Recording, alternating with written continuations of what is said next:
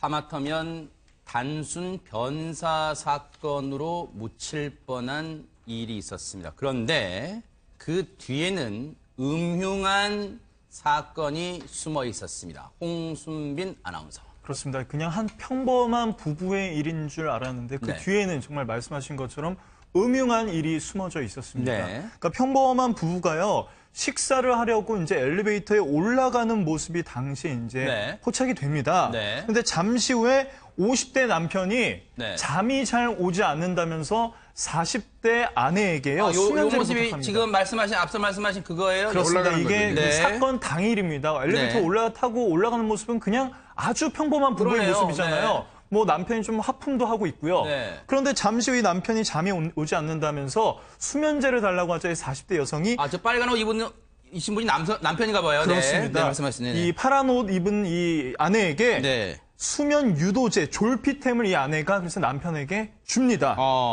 졸피뎀을 내. 그렇습니다. 이 약을 복용한 남편이요. 네. 눕는데 네. 이날 그대로 목숨을 잃고 맙니다. 아니, 수면 유도제 졸피뎀, 물론 이제 여러 가지 뭐 사건을 통해서 졸피뎀이라는 성분은 들어봤습니다만 수면 유도제라는 것은 말 그대로 잠을 잘 못 주무시는 분들이 수면 유도, 잠을 좀 오게 하려고 하는 게 졸피뎀이잖아요. 네. 근데 이 졸피뎀을 복용하는데 영영 못 일어났다고요? 그러니까 이제 해외여행 가시는 분들 네. 비행기 탈 때 수면제 잠이 안 오시는 분들 수면제를 드시다가 네. 요즘은 수면 유도제가 더 안전하다고 해서 네. 수면 유도제를 드신다고 합니다. 아하. 그만큼 그렇게 위험한 약물은 아닌데 이 약을 복용하고 남편이 목숨을 잃게 된 거죠. 네.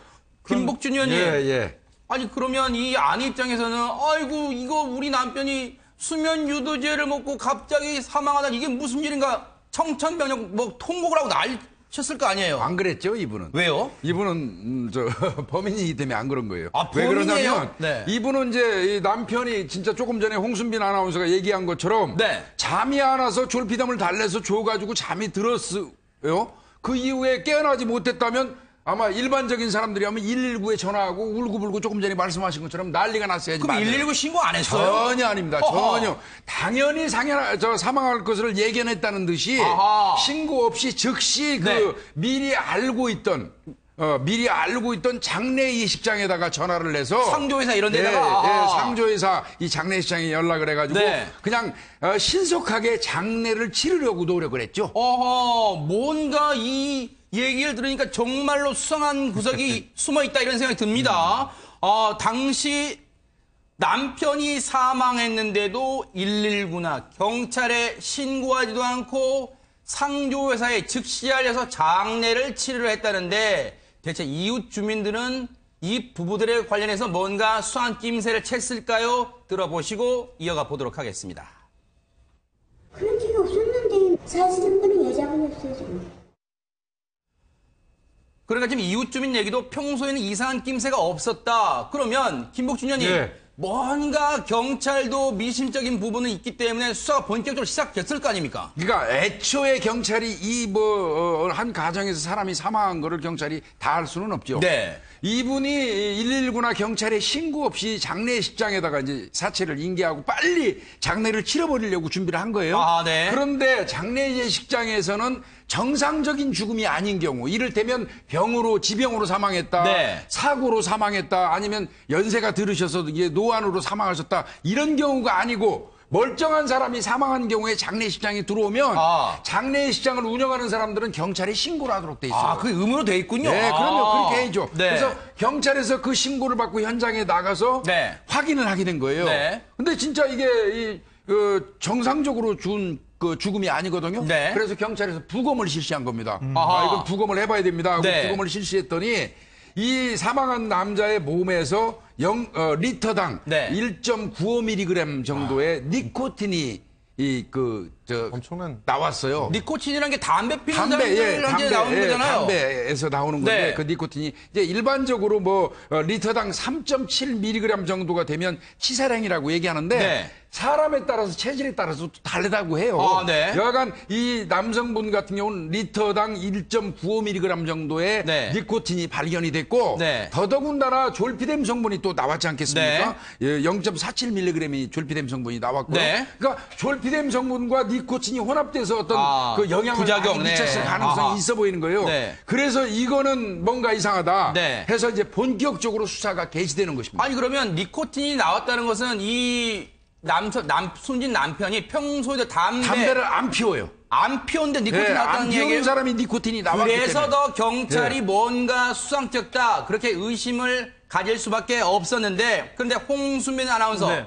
이 밖에도 수상한 점들이 한둘이 아니다 이런 얘기가 있어요 지금. 수상한 점들은 여러 개가 더 있었습니다. 네. 일단요, 남편이 숨지기 2달 전에요. 네. 그때서야 아내와 이 남편이 뒤늦게 혼인신고를 한 것으로 나타났습니다. 아하 숨지기 2달 전에. 그렇습니다. 아하. 이 부부가요, 2010년에 결혼을 했는데 네. 작년이죠. 작년 4월에 그러니까 4월에 사건이 발생했으니까 그 2달 전 네. 2월에 혼인 신고를 했다는 점이 좀 뭔가 좀 이상했고요. 아하. 그 다음에 이제 남편이 숨지고 나니까 이 네. 아내가요 10억 원의 재산을 네. 바로 처분을 합니다. 아하. 그리고 나서 그 중에 1억 원을 네. 어떤 남성의 계좌로 보냈는데 어허. 그 남성이 누군지 추적을 해보니까 네. 이 여성이 2년째 만나고 있는 내연남이었습니다.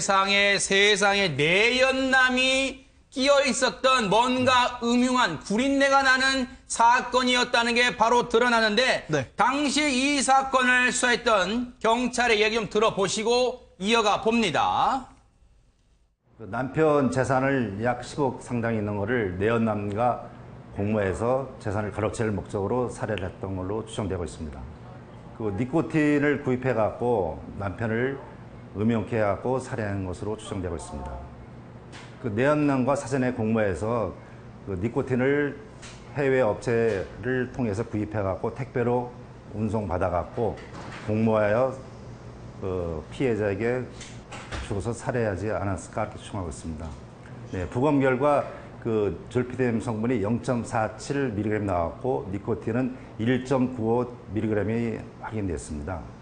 그 니코틴 1.95mg은 치사량이라고 국가수 결과가 나왔고 그 국가수 사례에 보면은 1.4mg로도 사망한 사례가 있다는 발표가 있습니다. 지금 이 인터뷰는 이 사건이 애초 발생했던 지난해 8월 당시 경찰 수사 관계자의 인터뷰인데 저희가 참고 삼아 지금 전해드린 거고요. 그런데 이인철 변호사님, 네. 이 경찰의 수사 내용을 들어보니까 마치 정말 이런 표현은 좀 그렇습니다만 한편의 무슨 범죄 영화나 드라마처럼 각본이 잘 짜여 있는데 일단 궁금합니다. 그러면 이들 부부 사이의 관계를 좀 정리 좀 부탁드리겠습니다. 그러니까 이 부부가 2009년에 결혼정보업체를 만나서 처음 만나서 결혼을 하게 됐어요. 아하. 근데 이제 혼인신고를 하지 않고 동거를 합니다. 아. 근데 이상한 건 뭐냐면 갑자기 사망하기 2달 전에 2월에 이제 지난 2월에 혼인신고를 올린 거거든요. 네. 그게 수상하고요. 네. 또 알고 보니까 이 아내 송 씨는 연하의 내연남이 있었던 거예요. 아하. 그래서 아마 제 생각에는 네. 이 내연남과 공모를 해서 네. 남편이 재산이 좀 있으니까 남편은 살인을 하자. 아하. 살해해서 우리들끼리 뭐 편하게 살자. 이렇게 네. 아마 공모를 했던 것 같고요. 아하. 그래서 완전 번전에 노렸겠죠. 네. 근데 이제 허점이 많은 거예요. 일단 남편이 담배를 피지 않았잖아요. 아하. 그래서 니코틴으로 만약에 중독돼서 사망할 경우에는 네. 경찰이 의심할 수밖에 없었고요. 네. 그리고 빨리 이제 장례를 치러가지고 아마 화장을 했던 것 같아요. 아하. 화장을 하면 시체가 없어지기 때문에 부검을 할 수가 없잖아요. 그러면 정말 완전 번조가 될 수도 있었거든요. 근데 부검을 통해서 다행히 이 사건의 전말이 드러나게 된 것입니다. 네. 이 숨진 남편이 초혼으로 자녀도 없어서 만약 사망하게 되면 모든 재산의 상속 권리를 법적인 배우자, 즉 이 여성이 아내가 가져갈 수 있다는 점을 여기서는 지금 범인입니다. 아내 송모 씨가 노린 것으로 추정이 되고 실제 남편이 숨지면 앞서 말씀해 주셨죠? 이 남편 앞으로 되어 있는 10억 원의 재산을 처분해서 자신의 이름으로 돌려놓고 또 뻔뻔하게도 후한무치하게도 남편 사망보험금 8천만 원도 수령하려고 받아타려고 시도를 했다고 하는데 그런데 여기서 어처구니 없는 내용은 여기서 끝나지 않습니다. 김성수 평론가님, 예. 이 아내와 내연남이라는 사람 해외로 내빼려고 했다면서요? 네, 그렇습니다. 실제로 그 내연남 같은 경우는 그 외국에 머물다가 네. 국내에 들어와 있는 상태에서 체포가 됐는데 아. 외국에서 이 니코틴 원액을 갖다 구입한 정황들이 다 밝혀졌거든요. 아. 그러니까 해외에서 니코틴을 가져다가 네. 경찰이 완전히 다 밝혀내지 못했지만 이 아내한테 전달을 해줬을 가능성들이 네. 존재한 거고 아. 아내 같은 경우는 지금 인천공항을 통해서 국외로 도피를 하려고 하다가 검거가 됐어요. 네. 그러니까 모든 계획들이 이렇게 짜져 있었다. 네. 이렇게 보는 것이고 네. 지금 참 안타까운 것은 지금 이 니코틴을 내연남이 구입을 했고 네. 그리고 그 니코틴 원액으로 살해를 한 것은 있지만 네. 어떻게 아내한테 전달이 됐고 아. 아내가 어떻게 남편한테 주입을 했는지 네. 이 부분이 참 밝혀지지 않은 부분이 상당히 안타깝습니다. 그런데 네. 이 졸피뎀으로 잠을 재우게 되면요. 네. 좀 웬만한 통증에도 깨어나지 않는다는 그런 여러 가지 보고들이 있거든요. 네. 그래서 아마도 졸피뎀이 꼭 필요했던 이유가 그런 것들이 아니었나라고 네. 추정들은 하고 있는 상황입니다. 네. 김성수 평론가님께서 궁금하신 그 부분 아마 시청자분들도 궁금하실 거예요. 그래서 저희가 알아봤습니다. 과연 이 내연남이 이 니코틴 원액을 어떻게 이 아내라는 사람한테 전달했을까? 아내와 내연관계에 있던 이 남성이요. 인터넷으로 중국에서 니코틴 원액을 삽니다.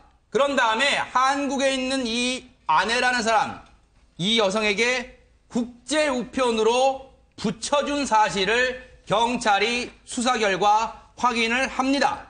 그렇기 때문에 이제 결정적인 증거가 잡히게 되는데, 그런데요, 김복진 의원님, 예.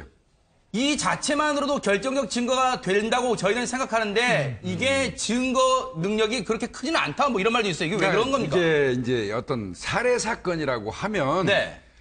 일시 장소 몇 월 며칠 날 몇 시 어디에서 무엇을 이용해서 어떤 방법으로 니코틴을 투입해서 아하. 어떤 방법으로 네. 니코틴을 투입하는 방법은 여러 가지가 있겠죠. 네. 주사를 놓는다거나 패치를 붙여준다거나 아니면 기체로 만들어서 흡입하게 하거나 마시게 하거나 여러 방법이 있는데 그 방법이 없었던 거예요. 아. 우리가 일반적으로 알고 있던 그 방법이 아니고 네. 그 방법을 밝혀내지 못했어요. 아. 분명한 거는 이 남성의 몸에 니코틴 원액이 들어가서 1.95mg이 존재하고 있지만 네. 어떠한 방법으로 이 사람 몸속에 그게 들어갔는지를 네. 경찰 수사 과정에서 밝히지 못했다는 거죠. 네. 그러다 보니까 이제 변호인 측에서는 그 방법을 모르는 상태에서 이 사람이 했다고 범인이라고 얘기하는 것은 네. 잘못된 거다 하고 이제 그 이의를 제기한 거고요. 네. 그러는 바람에 이제 결심 공판도요. 네. 사실 재판부에서 4번이나 미루었었습니다. 아하, 네. 그랬다 이제 어제 이제 이게 판결이 난 것인데요. 네. 이 남편 같은 경우 이제 황 씨 같은 경우 이 내연남 같은 경우는 네. 사실은 그 니코틴을 구입하면서 네. 인터넷에 그 살인의 기술 아. 니코틴 치사량 뭐 이런 거를 검색한 사실이 있어가지고 이 살인 사건의 수사를 하는 과정에서 혐의가 있는 걸로 보여진 겁니다. 네. 이 내연남은요, 경찰 수사에서 니코틴을 인터넷으로 왜 샀느냐 물어봤더니 담배를 끊고 전자담배를 이용하기 위해서 액상 니코틴을 샀다고 일관되게 주장을 했습니다. 근데 앞서 말씀하신 대로 김복준 의원님 말씀하신 네. 대로 남편의 몸에서는요. 주사 바늘이나 피부에 붙이는 패치 등 약물을 외부에서 투입한 어떤 흔적도 나오지 않았다고 합니다. 그런데 그러면 김성수 평론가님, 예. 재판부가 이들 내연남과 이 아내라는 사람한테 유죄로 판단하려면 어떤 판단의 근거가 있어야 될 거 아닙니까? 그러니까 지금 현재 이 결심 공판이 나올 때 많은 사람들이 주목을 했던 게 네. 마지막 이 미싱 체인이 남아있는 상태에서 네. 이 체인이 없는데 과연 살인자라고 얘기할 수 있느냐. 네. 실제로 이런 부분들이 좀 엄정하게 무죄 추정을 하고 있는 재판부한테 있었다면은 네. 결정적인 증거를 제시하지 못했기 때문에 네. 결과적으로는 무혐의다 이렇게 얘기를 할 수도 있었을 거라고 보거든요. 네. 그런데 지금 간접 증거들이 워낙 확실하게 그림을 다 그려놓고 있었다는 거죠. 간접 증거가 뭘까요? 지금 말씀하셨던 여러 가지 것들이죠. 일단은 돈을 다 수령을 해가고 네. 그 이익을 서로 나눈 것들 그리고 니코틴 원액을 사서 전달한 것들 네.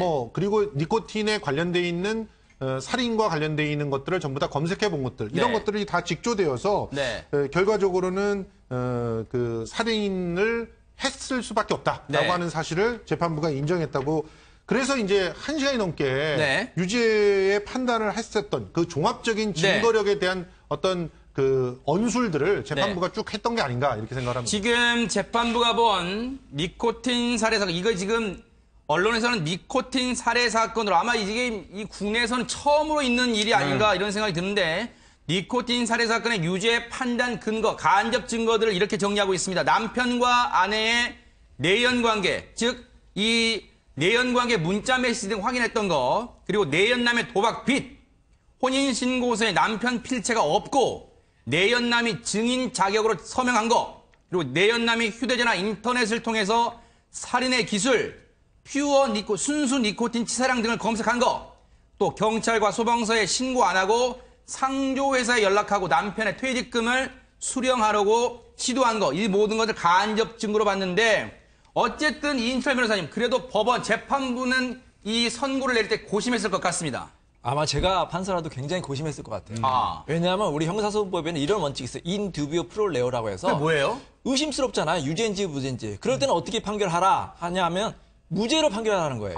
피고인에게 유리하라. 그게 형사소송법의 대원칙이거든요. 네. 그래서 이제 재판부 판사님도 그런 거예요. 처음에는 좀 이 사건이 고민을 많이 했다. 의심스러울 때는 피고인에게 유리하게 재판해야 된다. 네. 이렇게 이제 얘기를 하니까 이제 피고인 측에서는 와, 우리 무죄구나. 그렇게 이제 안심을 했겠죠. 네. 그러면서 또 이런 거예요. 재판장께서 검찰은 범행 장면이 담긴 직접적인 증거, CCTV라든지 범행 방법을 입증하지 못했다. 네. 그러니까 더 무죄 쪽으로 기울잖아요. 아하. 하지만 네. 그러나 여기서 반전이 있습니다. 아하.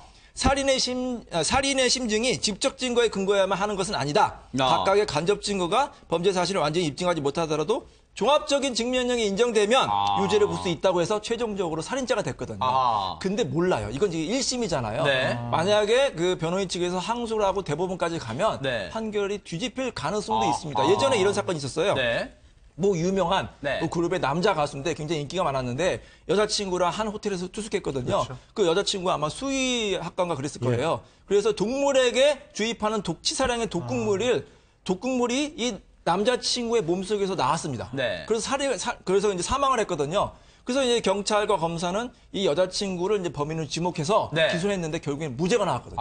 왜냐하면 이 여자친구가 직접적으로 독극물을 주입한 증거가 없다. 증거가 없다. 어떻게 보면 비슷한 사건이잖아요. 네. 이 아내와 내연남은 누가 봐도 살인범을 의심되지만 네. 직접적으로 이 사람이 죽였는지는 아직 직접적인 증거가 없기 때문에 네. 아마 항소심이나 대법원에서도 좀 다툼의 여지가 있을 것 같습니다. 근데 저는 네네. 좀 다르게 생각하는 게요. 네네. 우리가 이제 일반적으로 알고 있는 거 직접 증거가 없다고 해가지고 네. 저 무죄가 되는 건 아니거든요. 네. 우리가 제일 최근에 알게 된 거 상주 사이다 할머니 사건. 네.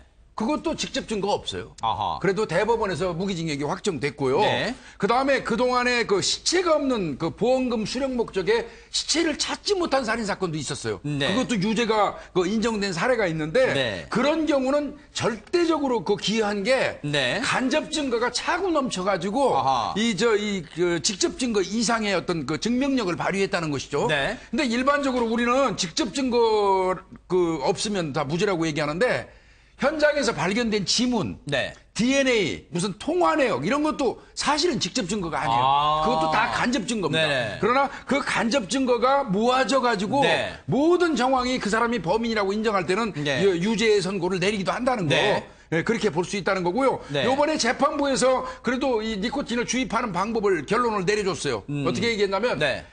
일반인이 상상을 할 수 없는 방법으로 니코틴을 주입했다고 그랬으니까요. 네. 그 방법은 나온 겁니다. 상상할 수 없는 방법으로 니코틴 주입한 거예요. 그것도 방법이 되는 거군요. 근데 앞서 이인철 변호사님 말씀처럼 재판부도 각각의 간접 증거가 범죄 사실을 완전히 입증하지 못하더라도 종합적인 증명력이 인정되면 유죄로 볼 수 있다 해서 지금 두 사람에게 무기징역을 1심에 선고했는데, 이인철 변호사님 말씀대로 혹시 항소심 그리고 최종 상고심 대법원에서 어떻게 될지 뉴스파이터가 계속해서 이 사건 추적해 보도록 근데 하겠습니다. 이제 네, 법안에도 말씀하시죠. 이런 말이 있어요. 네네. 그 99명의 범인을 놓치더라도 한 명이 억울한 사람을 만들면 안 된다는 게 네. 있어요. 이 사람들은 제가 보기에도 뭐 충분히 이제 의심이 될 만한데 만에 하나 뭐 사이다 사건도 그렇고 만에 하나 진범이 아닐 가능성이 1%나도 있지 네. 않죠. 우리가 또 재범도 재심 같은 걸 통해서 또 무죄가 되는 경우도 있잖아요. 네. 그래서 제 생각에는 이제 검찰이라든지 경찰에서 조금 더 보강 수사를 보강 해서 수사, 아하. 항소심에 충분히 증거를 보강하든지 아니면 이 피고인을 어떻게든 설득을 시켜서 네. 이 피고인들도 이미 1심에서 유죄가 나왔기 때문에 항소심에서 계속해서 범행을 부인하면 형량이 높아질 수가 있습니다. 아하. 지금이라도 인정하고 반성하면 네. 실체 진실도 밝혀지고 본인들의 형량도 줄일 수가 있거든요. 아하. 그런 방법을 네. 좀 경찰이나 수사기관이 좀 고민을 해야 될 것 같습니다. 그러네요. 그쪽으로 범행을 또 일체를 또 자백하는 쪽도 한번 기대를 해봐야겠습니다.